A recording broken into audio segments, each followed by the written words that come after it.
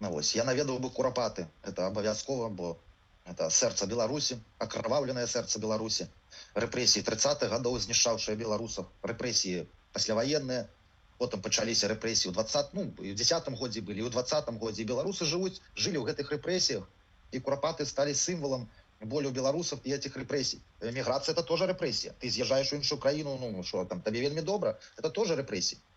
І там, конечно же, я пайшоў бы ў першую чергу туды, паклаў бы кветкі к крыжу пакут, схадзіў бы на Голгофу, помолился бы. И хотел бы это, конечно, зрабіць бы разом с Северинцем, с Дашкевичем, с Николаем Статкевичем.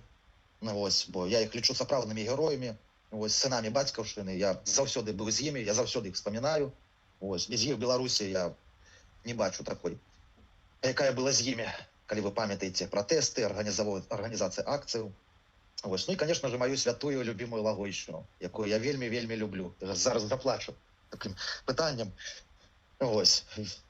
Даже не ведаю, что сказать. Просто люблю их. Я поддал бы ўсё толькі вось дадому, на радзіму. Разбуцца і прайсці басіком по сваей зямлі. Адчуць вось тое, што ўсё то жыццё, якое я жыў дома, давала мне вось гэту беларускую нацыянальны дух. Вось, любіць сваю радзіму, сваю мову, свой герб, сваіх бацькоў. Вось, паважліва адносіцца пажылым людзям. Это ўсё дала мне лагойская зямля.